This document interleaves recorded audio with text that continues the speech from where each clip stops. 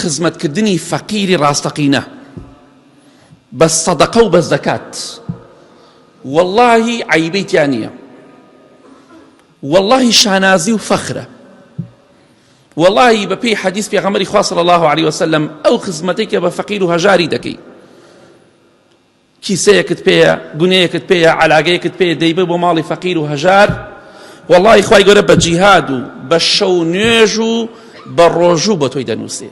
بۆیە بە کەمی مەزانە پێت عیب نەبێ شتێکت پێبێ بۆ ماڵی فەقیر و هەژارێکی بەرێ کە ماڵی فەقیر و هەژار بێت.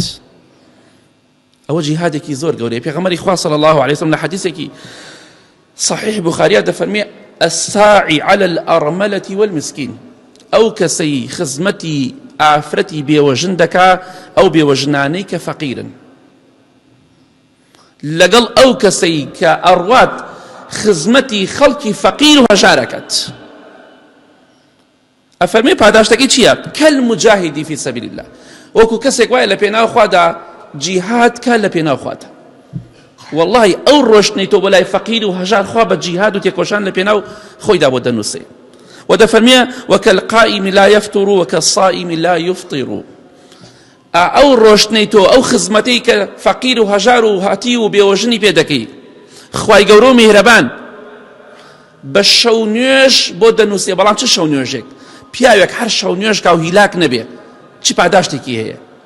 تۆ ئەو پاداشتە دەسەکەوێت. وەکو کەسێک وایە بەردەوام بە ڕۆژوو دەبێت، نەک هەر ڕەمەزان، غەیری ڕەمەزانش هەر ڕۆژوو دەگرێت، هەر ڕۆژوو دەگرێت. کەواتە واللهی کاتێک کە تۆ دەچتە ماڵی فەقیر و هەژارێک لە دوای ڕەمەزانیش، یاخود پارە ئەدەی بە کەسێکی سیقە بیدا بە کۆمەڵە ماڵێکی فەقیر و هەژار، واللهی ئەو بەخشینەی تۆ جیهادە، شەو نوێژە ڕۆژووگرتنە. نان دەخۆی نیوەڕە خوای گەورە ڕۆژەکەت بە ڕۆژوو بۆ دەنووسێت، شەو خەوتویتە خوای گەورە بە شەو نوێژ بۆ دەنووسێت.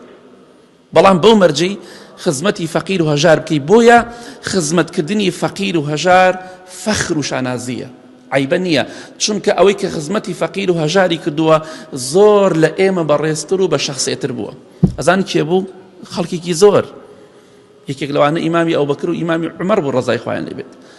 ئێمە چین هەتا لە خۆمان بای بین لە بەرامبەری ئەو پیاوە بەڕێزانەدا.